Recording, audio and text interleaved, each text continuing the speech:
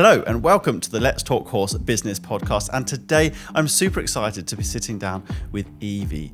Evie is the founder of Empower Change UK and is going out there to change the issues around body image in young adults. In this episode, we discuss how social media can have a big impact on you as an individual. We also look at what Empower Change is trying to do, working with universities and colleges to start at the first point of contact with young adults and how it can really affect them with eating disorders and how they feel in the equestrian space. So please join me with Evie for this incredible episode.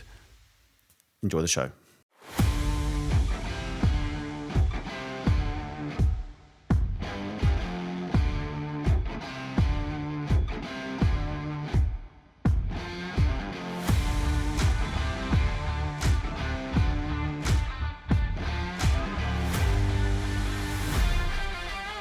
Evie, thank you for joining me today.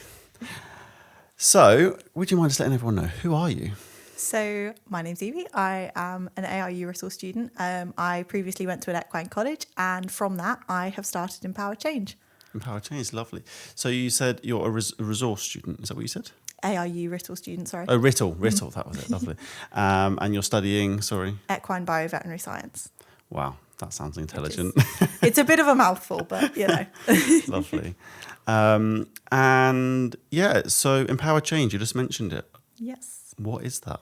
So Empower Change is an organisation which I've started to raise awareness of eating disorders and body image issues within the equine industry. Okay. Essentially, I want to kind of open up the conversation because I think it's something that's really stigmatised within the industry. And we aim to open it up a little bit more, give everybody a little bit of a platform to kind of discuss things a bit more openly. Okay. So tell me a bit more about that. What is it that is particularly causing or might be engaging in this problem? Why do you think that's happening at the moment? I think it's been something that's been built up over a really long time that no one's really addressed, in the sense of, obviously, you've got different weight limits, even in terms of equine colleges. A lot of them will have different weight limits for riders. And then alongside that, obviously, you've got different industries. Obviously, like racing, as an example, they're going to have a kind of bigger focus on rider weight and all of that kind of thing, just from a logistics point of view, if nothing else. Yeah. And I think it's just a massive thing that has kind of snowballed over time, if that makes any sense. Yeah, that makes sense. So you have started, what are you doing at the moment to start this organisation? So I started up an Instagram platform with the idea of just kind of creating a little bit more of a community.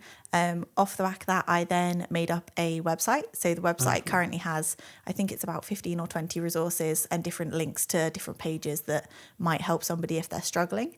And then my aim kind of longer term would be to start up sort of one-to-one sessions or subscription-based content and bits and pieces like that. But I've also got some pretty fun stuff going on with getting into different tutorial groups for the 16 to 18-year-olds that are at my university.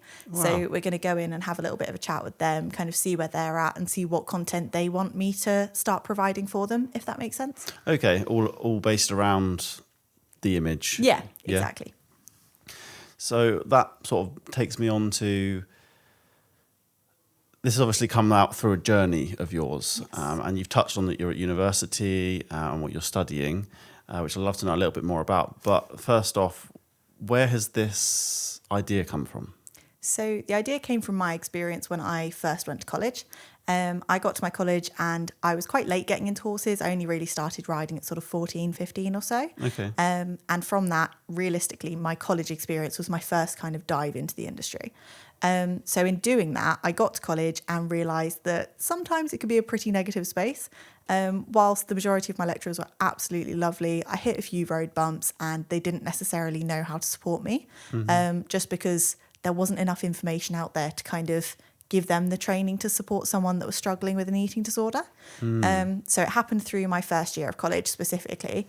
I got very bad very quickly. I started to get really poorly. There was a lot of physical effects to it and I was just really struggling. I then hit my second year of college and went on a holiday with my friend, which was kind of an all-inclusive situation. Okay. It kind of reset me and I realised that actually things had the opportunity to be a lot better and that focusing on strength rather than weight was definitely a positive. Yes. And that's kind of how it came to be, was then going through all of that, I then stayed at my college for my second year and then ended up doing a gap year working there. Okay. And yeah, that was kind of how it all started to grow and evolve, really. Nice. No, I love how you got to this point where you went on a holiday and then suddenly you reset yourself, because I think, would it be fair to say that as you're going into that, who you were becoming, you're so consumed in it, you don't see the bigger picture. Absolutely. Yeah. It was one of those, you kind of didn't see the wood from the trees type of situation. It ended up getting to the point that I was really struggling to get into college. I felt like I couldn't speak to anyone about it because I didn't know of anyone that was going through what I was going through. And so I'd kind of hit this almost brick wall. I didn't know where to go. I knew that I couldn't carry on being poorly. I knew that wasn't an option, but I didn't quite know of anybody else that had been through it, or I didn't know how to kind of get myself out of it, if that makes sense. Yeah, absolutely. And that's when you reach out to find the resources to help you. Yeah. And that's when perhaps they weren't in place for you. Exactly, yeah. So I reached out to kind of find the resources and bits and pieces like that. As many colleges can be, sometimes the mental health provision of it didn't necessarily cater to the eating disorder side of things. Okay. They were really good with other bits and pieces, but there wasn't necessarily anything that specific, if that makes sense. So we went through all of that, and then they recommended that I went and saw a local eating disorder service, which I did, and they were absolutely brilliant. It was still very much in COVID times at that point, but I had 6 months of weekly sessions and they were absolutely brilliant. And it really did help me a lot. And from that, I definitely began the uphill journey, which was a very, very, very good one. I was very, very grateful for that. And yes, so that kind of took me to the end of my second year. And then I decided to stay on at my college to kind of implement more changes through like the governance board and bits and pieces like that, so that hopefully things are set up a little bit more evenly for kind of future students. Wow. So you're on a bit of a mission, really. A little bit, yeah. I think it comes out of being stubborn, I'm not going to lie. Well, there you go. The best things that come to fruition, you've got to have a certain amount of persistence and stubbornness with certain things, otherwise change doesn't happen. Definitely. So that's really inspirational. And so now it's fair to say you've had a few conversations about it, and you have taken a bit of an approach. I think you want to sort of go, if I'm better way of describing it is maybe top down. So you're looking at your universities and your bigger organisations which influence the younger generations. So what are you actively doing now? So you mentioned you've got some presentations to do. You've been invited to do a few things. Tell us a bit about that. So I've got the presentations to do for the further education students over at Writtle. Then I think I'm going back to my college later on in the year when I go back for my summer or Easter holiday more like. I'll go back and I'll have a chat with the further education students there, which would be really fun. Then I've also been very lucky that I've been able to enter a competition over at uni for a little bit more funding towards it, just to kind of help me get the word out a little bit more. And so I'll be doing that. I've got to give a pitch, I think, late March, which would be really fun. Exciting. So, travelling into Chelmsford for that one, which is really cool. Yes. And hopefully that will mean that I might get a little bit of funding towards it, might get a little bit of mentoring towards it and bits and bobs like that. Okay. That's Brilliant. the plan. Yeah, you're super busy. I remember when we spoke, because we met at London International. Yes. And we spoke, and I don't think you'd really put yourself out there at that point. No, I hadn't. I think I'd started the Instagram page about a week before I went. Okay. And it was very much still new, definitely. Yeah. And you've gone from that to, well, potentially presenting in front of people about it. Yeah. A little bit scary. But... I'm sure you said to me at one point you would never do that. Yes, I did. Absolutely. So, First time I met you, I was like, nope, couldn't do it. Could not do it. Absolutely. I love that. But then I guess it's that passion and, the need to make a change, which is pushing you to do it, I assume. Definitely. It's one of those things that I think if I'd had a resource like this when I was kind of first starting to get poorly, it might have almost dulled the curve of it a little bit. It might have just kind of taken the edge off and given me a little bit of relief knowing that other people have gone through what I've gone through, and it's not such an isolating experience that way. Just because I knew that it was something that happened to people, but I didn't know that it was something that happened to people in the equestrian industry. Okay. In my head, I was just like, well, no, this is just, it's how it is, it is what it is. But I think if I'd been able to have a resource like this, or even if a lecturer was able to give me a resource like this, anything like that, I think it really would have helped at the time. So, yeah. I love that. So I'm thinking we should just go back a little bit. So we've sort of got a very good idea about your mission and where you're going. But like, who was Evie before all of this? Now, we've touched on the eating disorder part of your unfortunate, time in the education system. But like, who were you as a child? Were you quite an outgoing person? Where did you come from? I was really quiet. Oh, I really? was super quiet, essentially, until I was in my second year of college, where I kind of had started to get better and started to have loads more energy. I then became super outspoken, really bubbly.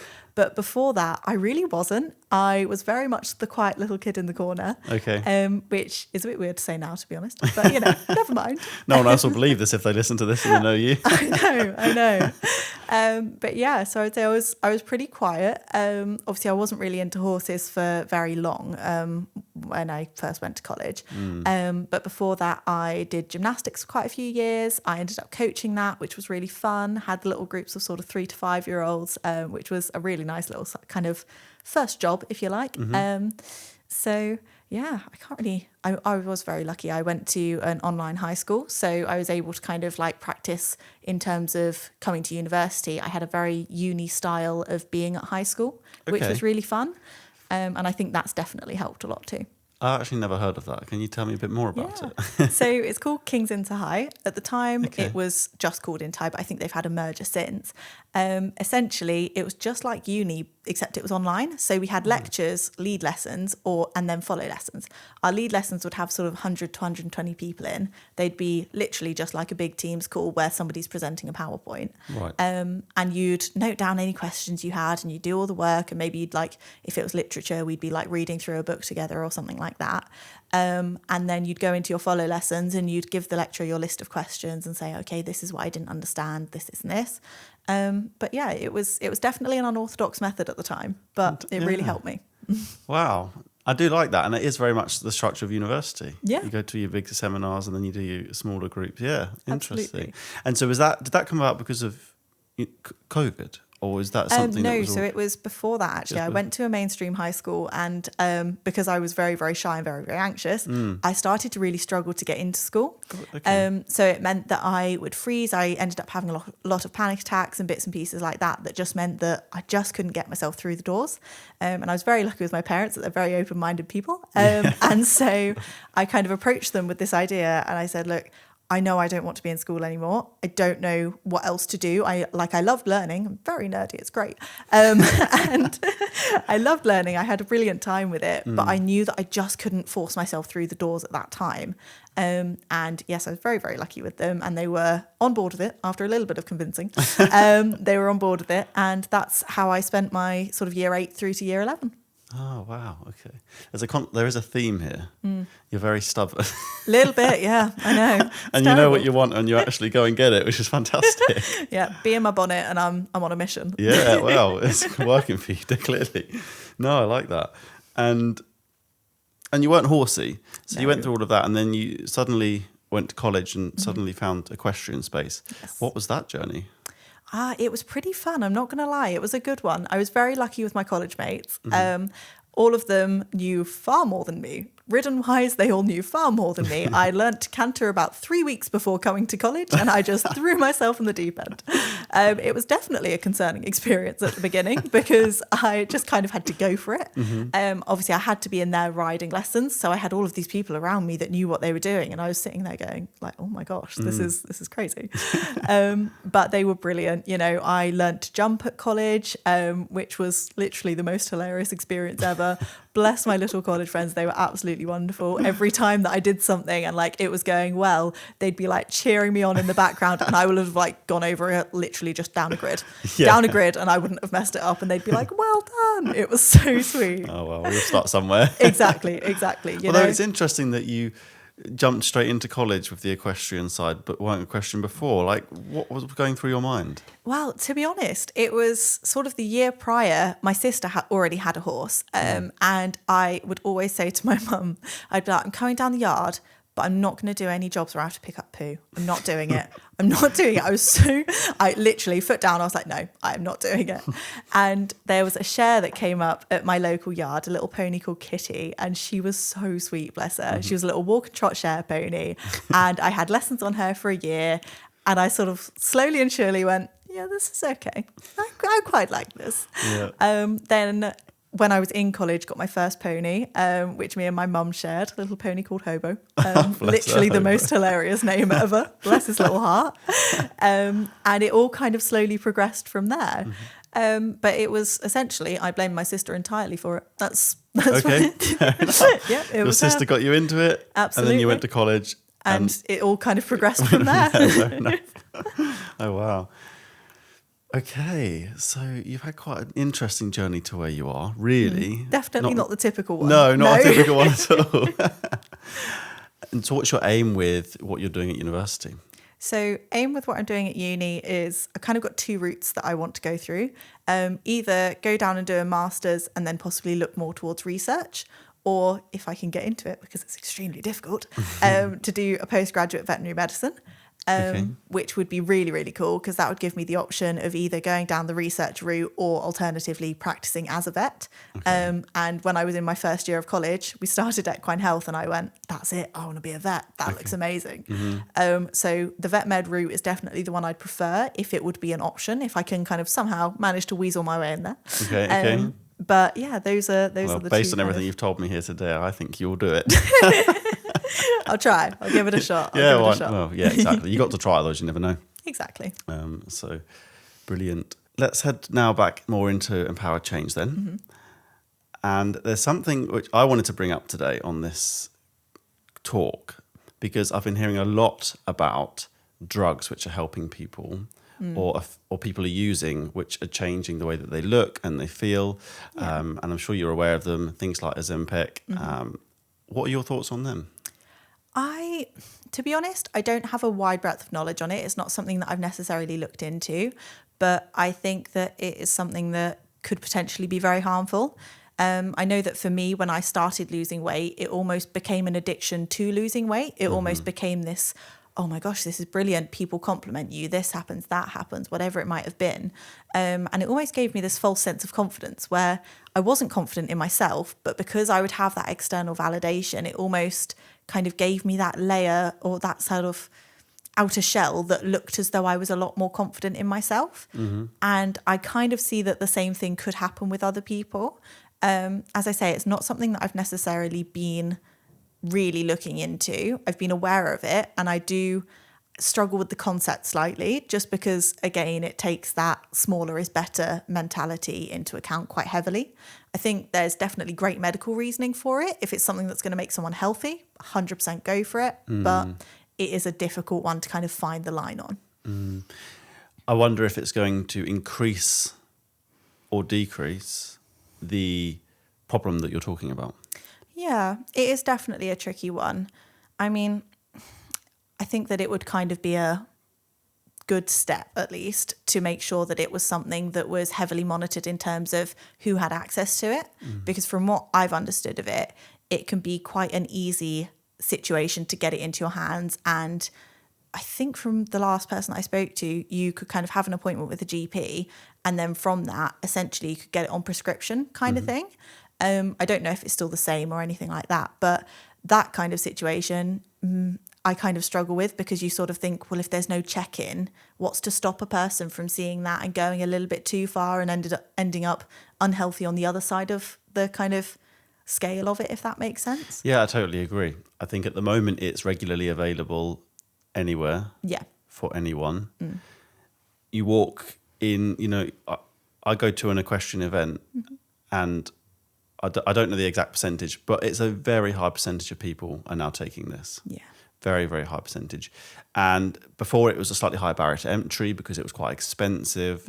Now I think it's become quite reasonable because people are seeing savings from what they're spending on food or various other items. So they're like, well, actually, instead of buying all that food, I can take this and it's going to help me lose weight, makes me feel good. And so I'm bringing it up today because I'm slightly worried about it because it's people are seeing it as a really quick fix. Yeah. People are losing 5-10 pounds in a week sometimes. Yeah. And it just really worries me about the effects when they come off it, or, it's almost like becomes a lifelong thing. And then that's where what your work's doing about body image and things, I think it's going to come up into it even more and more, because people shouldn't be sustaining it for a long period of time, because the long-term effects of having high doses that aren't regulated, which is sort of what you're saying, is then going to cause the issue down the line. Yeah, exactly. And I think even if you kind of turn to the perspective of looking at younger equestrians, if you're looking at a younger equestrian who immediately sees a trainer, a yard manager, whoever it might be, that's kind of their inspiration to look up to at that time, if they see that person immediately saying, oh, I need to be smaller, I need to be skinnier, this, I need to change this about myself, that about myself, that immediately just gives them that negative self-image that can really spiral and kind of snowball as they grow up, especially through their teens, as everything changes anyway, and it becomes such a difficult time. If they are already starting with that negative mindset, it can be really difficult to kind of unwind that as you're growing up. Role models then. You sort of touched on it there, but just explain to me how important they are in a society, in the equestrian sport, but I think it goes across the board. What should they be doing or be aware of as they're influencing other people? I think it's absolutely imperative. I mean, obviously everyone, when they were a kid, they had that person that they looked up to, whether it was sort of someone on TV, whether it was a yard manager, a trainer, whoever it was. I mean, I know that when I was younger, I would always sit there and I'd go, I want to ride like this person when I'm older. I want to do this, all of that kind of thing.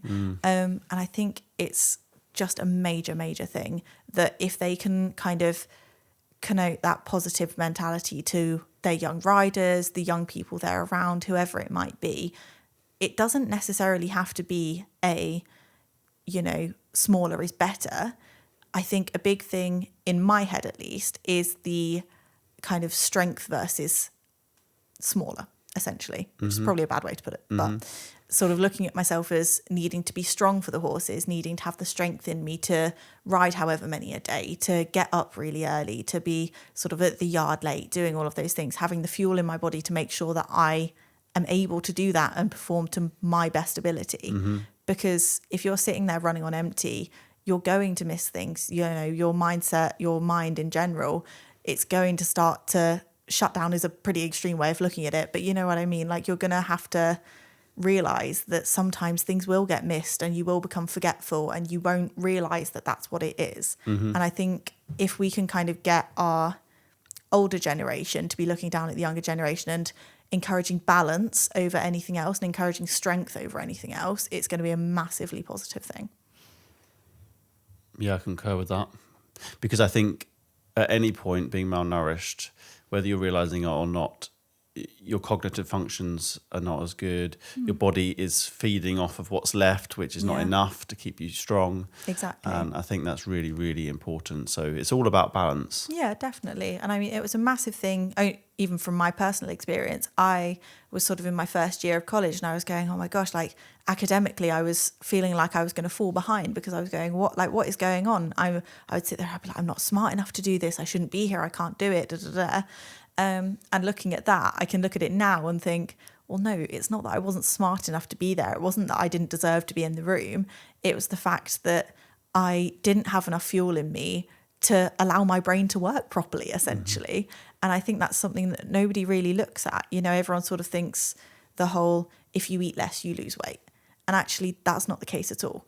Your body needs so many calories a day just to function, just to keep you upright and give you the energy to do what you need to do, that there are sensible ways to lose weight if that's what you want to do. But if you're looking at it as if I eat nothing, I lose weight, anatomically, it's just not the way to be. It's just not how your body works. No, it's not. It's just not.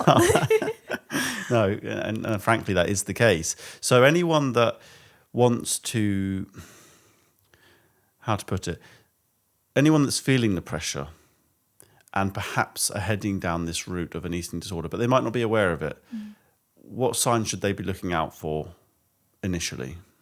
I think a kind of anxiety around food was a really big thing in my case.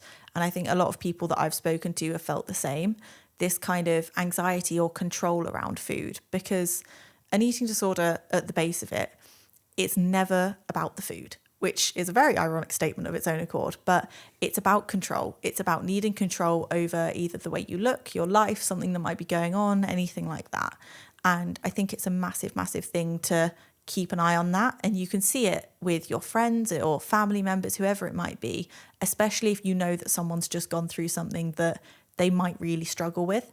So I think kind of keeping an eye on that kind of thing, definitely the anxiety around food, kind of making sure that people are eating 3 meals a day, making sure that you can kind of sit down and eat a meal without necessarily feeling that overwhelm or just that disliking to it. It's kind of it's an odd feeling to explain, but sort of sitting down to a meal and just going, I just don't want it. I think that's a massive thing. And so just kind of holding yourself accountable and recognizing that you need to fuel your body in order to be healthy is a major thing. Absolutely. I'm wondering if the problem or what we're talking about occurs also in the opposite direction. So we're talking about eating disorder as though you might not want to eat, you're feeling pressure from everyone else to be smaller or whatever that looks like for each individual. But is there such an eating disorder as they eat too much and they get reliant on the food? Yeah, absolutely. Obviously, I can't speak too heavily on it in the sense that I haven't gone through it, so I wouldn't want to kind of impose on that sense. But I think it's a massive thing. I know people that have gone through it where they almost feel as though they lose control around food. They feel as though it's kind of this all or nothing mentality that can become really damaging in the same way. A lot of people that I've met, at least, would kind of take that as this, oh, I'm an all or nothing person. I'm an all or nothing person. And you sort of sit there and you go, but is that healthy? Is that a case of you needing that control but going the other way about it? What kind of can we do to make sure that there is just that happy medium for everyone in general, but especially everybody focusing on this, especially everybody in this equestrian space? But I do think it's a major, major thing for sure. Yeah. Somebody's watching this and they are very aware that perhaps they are falling into this category and they are heading into this unhealthy way because of their influences. So what can they do now, or what should they be doing to seek the help based on what you are currently trying to build? I think for me, finding my network of people and finding people that I felt safe enough to talk about these things in front of was a massive thing. If you can find somebody who doesn't stigmatize the conversation, who you can speak openly to and say, okay, like I'm struggling with X, Y, and Z, I don't know where to turn to. Finding that community is a massive thing. As well as that, there's loads of different kind of support groups, sort of peer support groups, as well as therapy, bits and pieces like that can really, really help you. And I honestly couldn't recommend it enough. It's a major, major thing that obviously people can manage it on their own. And if that's the way they want to handle it, it's completely individual. But if you can open yourself up and you can allow yourself to talk about it, I found at least that it is a major step forwards. Would it be fair to say that you can only look to resolve this within yourself? Yeah, absolutely. It's a lot of internal work, as much as I might have had, this person, that person say something to me, they don't carry that with them. What they've said is then, if I emotionally carry it, that's my burden. That's what I'm doing with myself. Whereas if you can undo that and unpick that with sort of, even if it's a friend that you just need to talk things through with, all the way up to sort of a therapist that is going to help you to unpack that and realise what's going on. I think it's definitely something that is it's an internal battle, but it's definitely one that's worth it. Okay. Aside from peer groups, if someone wanted to get a therapist, because you just mentioned that, what are they looking for in that kind of person to help them? Is it because obviously I imagine there's different types of therapists? Is there certain things they should be looking for in a therapist that could help them with it? I mean, to be honest, any therapist that I've turned to has been amazing. I've been really, really lucky. I think there's a lot of big groups that can then kind of turn you to individuals that might be able to help you. People like Beat Eating Disorders UK, they are amazing. You can kind of look to bigger charities like, I think it's a charity, but bigger charities like them, and kind of go through them, and they will direct you to different people that are going to be able to help you. There's also a lot of not very small, but smaller groups dependent on where you are. So I'm in Norfolk, so there's Eating Matters in Norwich that aren't equine specific, but they're eating disorder specific. And they were absolutely brilliant. I actually found them through a friend of mine who was a trustee as well. So she was able to kind of help me refer myself and do all of that kind of thing. And again, that kind of circles it back to looking at sort of finding what I would call kind of safe people, people that you feel that you can open yourself up to, and they're going to help you kind of resolve the situation. But definitely finding the right person is a major thing. Okay. If someone needs help, you've obviously told them all of that, but what should they go and do right now? I think right now, as in kind of in the moment, it's a big thing going through social media. If they're on social media, quite often, it can be a big thing that obviously what you like is then more of what comes up on your feed. So if you're liking content that is showing somebody who maybe isn't eating as much as you should be eating, or is focusing on a specific body type or figure or whatever it might be in that moment, but anything that you find that makes you feel negative and that gives you that sort of pit in your stomach that sort of goes, oh my gosh, I don't look like this person, or oh my gosh, like I'm eating more, or should I be eating less, or should I do this, do that, whatever it might be. I think kind of going through, unfollowing, removing any posts that you know make you just feel negative is a big thing. And that was definitely one of the first steps I took, was going through, and I scrolled through everyone that I followed on TikTok, everyone that I followed on Instagram, even down to Facebook, you know, sort of having a look through it and just going, I don't want to feel like that. I don't want to look at something that makes me feel anxious or gives me that pit in my stomach, gives me that kind of sinking feeling. And going through that way, even the next day, you know, everybody is on social media at this point. It's just one of those things. It's part of life now. And I think the next day for me, once I'd done all of that, I kind of looked at my TikTok page and I sort of then went off the app after a few minutes and went, I feel okay. You know, whereas it had become one of those things that I was leaning on as a crutch, but also just brought me down that little bit more. So I definitely think that would be a really good first step. It's a great first step. Yeah, brilliant idea. Because I go to the gym a little bit, and I can relate to the fact that everything in my feed recently has been men way bigger, stronger than me. And I'm fortunate in that it just hasn't had this effect on me. But I can very much see how if you are going to the gym and you want to improve, but all you see on your feeds is people, you know, huge people, full muscle, how that can actually really affect someone's mentality. Yeah, absolutely. And as well as that, obviously, you're looking at a clip of someone that's maybe 5-10 seconds long, whatever it might be. You have no idea what their life is. You know, you don't know if they've been in the gym for sort of 2 years, 6 years, 10 years, whatever it might be. You don't know what their nutrition's like. You don't know if they've got work to balance alongside that, if they've got a family to balance alongside that. You know, there's so many variables that you don't really even know if that person's healthy, because obviously somebody's physical appearance doesn't connote their health in any way. And I think that that's a massive thing, is just feeling like you know everything about somebody, feeling that, oh my gosh, they look like that, I want to look like that, when actually you've got no idea the context that went into that 5-10 second clip. Very true. And I see that. Actually, my brother, he is very much into that world, and so it very much resonates with what you're saying, because I see what goes on with him, and actually if all these people are doing that, it's like, oh, I don't want any part of it. I don't have got time for any of that, essentially. So it is very interesting that you make that argument there. Moving on from social media, if people want to like get in contact with you, because I know you've mentioned your website. Yes. Where are they going to find you? What could they find? So I've got an Instagram page, which is kind of the base of everything that I do. It is called Empower Change UK. And from that, there's a link in there, which is the Empower Change website. I've got 3 pages on there, 4 now, I think, actually. So I've got a little bit about me, a sort of donate option if anybody feels so inclined, as well as a big page full of resources, which just has direct links to everything that I have found useful, even from sort of eating disorder therapy type websites where you can go and you can find a therapist local to your area, bits and pieces like that, all the way through to social media, sort of those who I've found really healthy and very positive to be watching.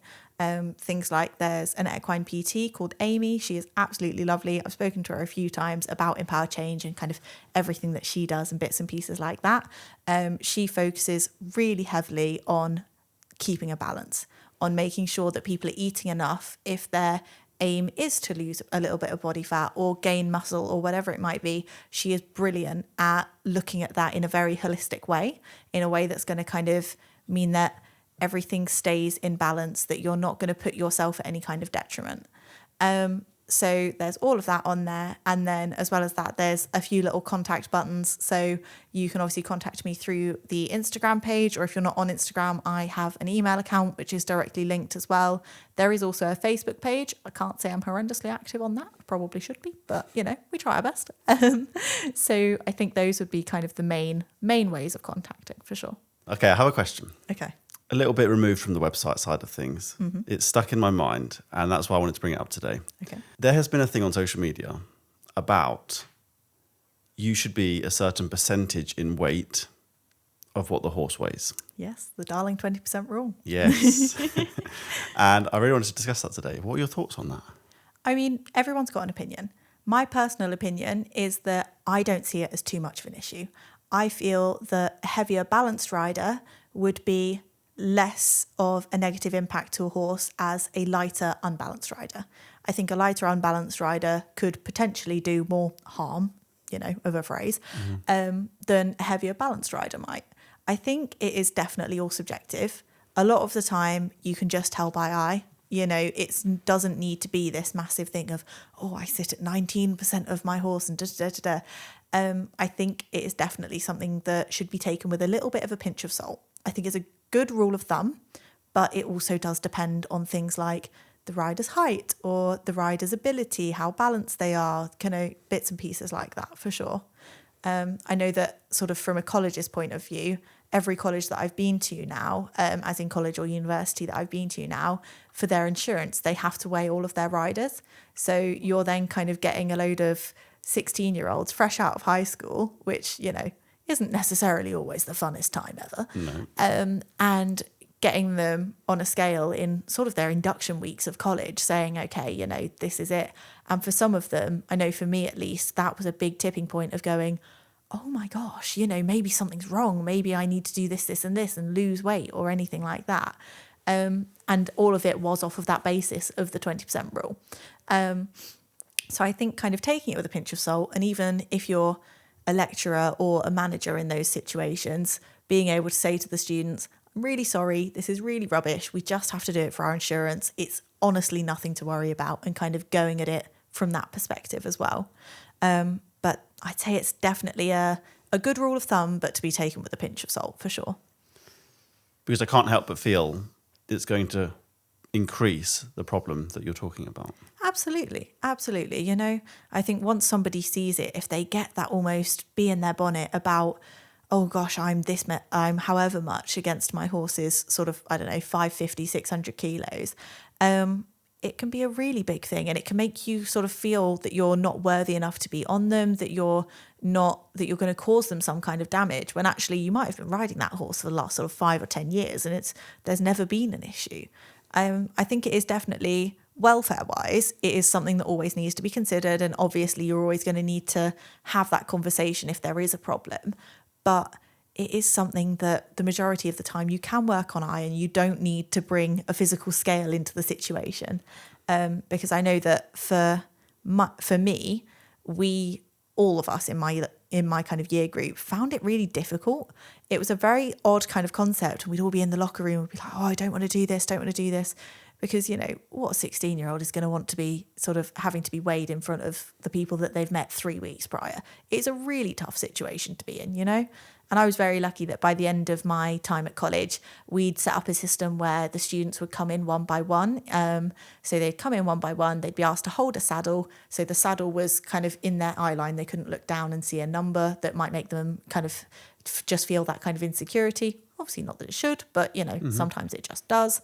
And so we had a very good system with that kind of thing. There was a notebook at the back of the room that I would then go and write on and then come back. They didn't see anything. We made it kind of as seamless as we possibly could.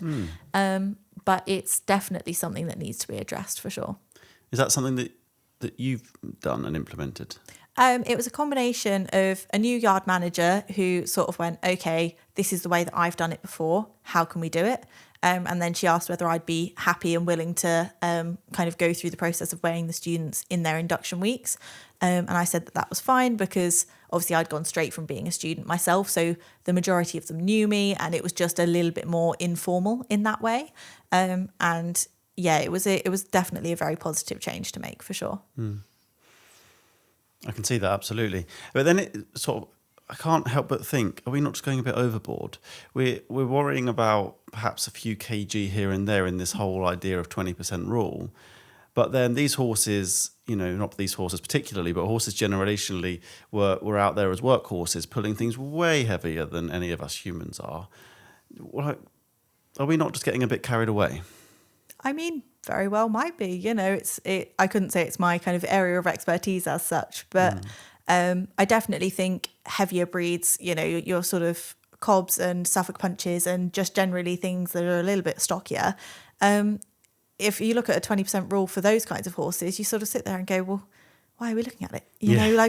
What are we doing here? I think in that instance, it's much more important to be looking at things like a rider's balance to see whether because obviously a horse's back is going to be a very sensitive area. We're literally sitting on the weakest part of them. It's a very badly designed situation.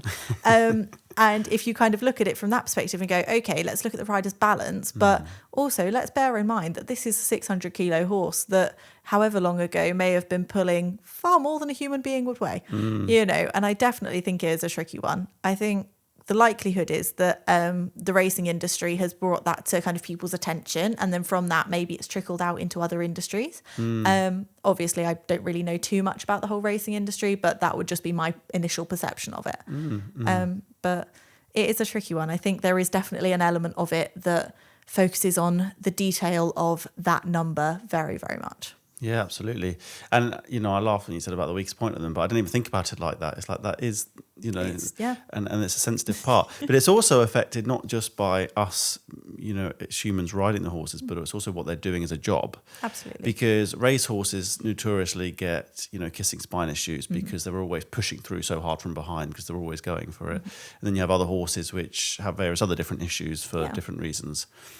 So I do wonder, if we sitting on them is really causing the issue. I suppose if you've got a balanced rider, again, that's a really good point that you made. If it's a balanced rider or not a balanced rider, I think that's possibly way more important than what you look like as such. Yeah, definitely. And then it also had, I'm going a bit down a tangent here, but it also gets you to think about this welfare thing going on at the moment. I saw an article in the Horse and Hound about banning all crops and training implements. Where do we stop? Is there a point that where's the limit? Yeah. For sure.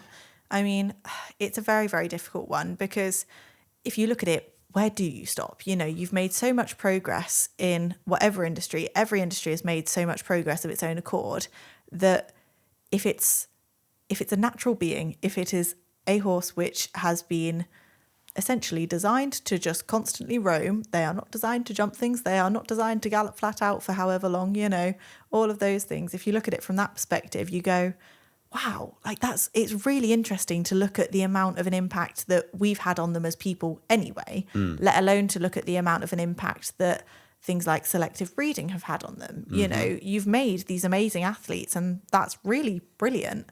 But you then look at it going, there's good and bad to every industry.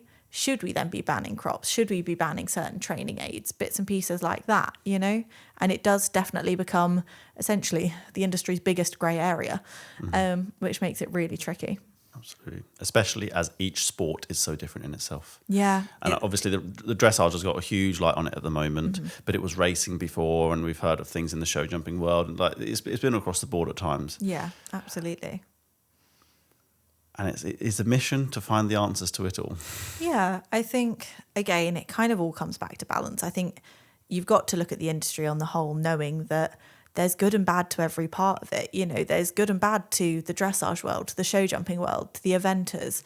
But it's, again, kind of about finding your tribe of people who you are very like-minded and that sort of training aids can be beneficial, but at no point should they be overused. Or things like in the kind of racing world, maybe looking at the level of work that the horses are in versus maybe their turnout and bits and pieces like that, whatever it might be. There's always going to be something to look at. But I think if you can find the people who are like-minded to you in terms of training styles, it can be a massively positive thing. Absolutely. No, 100% agree with that. I think it goes, again, the word I think of this podcast episode is balance. As much as, your Empower Change organisation, it's about finding the right balance for the people and creating a safe space, as well as the welfare, as well as the social media. I think it's all about balance. Yeah, absolutely. And I think a lot of the time, especially if you've got a very career-driven person, if they're trying to make it as a show jumper, trying to make it as an eventer, whatever it might be, they can almost go so tunnel visioned that it becomes really difficult to kind of get them out of that rut of saying, you need a balance. You need to know that this is a brilliant career and you're doing so well at it, but you need that balance of knowing that you are a person, you need to fuel your body, you need to be healthy in order to progress in your sport. Because if you're sitting there surviving off of sort of energy drinks, Pro Plus tablets, whatever it might be, you're never going to perform to your best because you're literally letting your muscles waste away, essentially.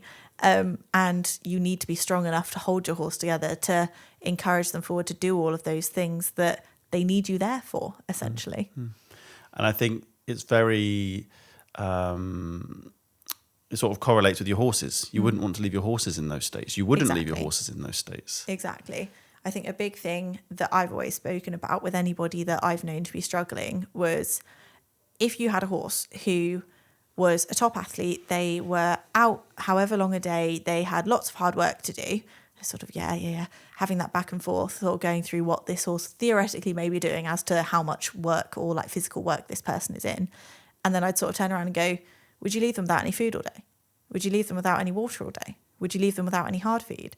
And this person would look at me and they'd sort of go, well, no. And, the penny would drop and you'd kind of go through it from that perspective, because we all care so much about our horses, but it's really important that you have that same attitude for yourself. Definitely. Yeah. No, I totally agree. I think there's some great messages in this episode about balance, about finding what you need as a person, and actually also not fixating on other people, because what other people are doing, you don't really know what's going on behind the closed doors. And actually, for you to perform your best, you need to focus on yourself. Definitely. And I think that focus on that number is, in the best way I can say it, completely obsolete. No one has the same number. And if they do, it doesn't take into account anything like your muscle mass or your bone density. Everybody is so different. Everyone is made up so differently that if you look at it logically, there's just no sense in trying to compare, oh, well, I weigh this much and this person weighs, 5 kilos less. You look at it and you go, but that doesn't make any sense, because you're made up completely differently. You're completely different people.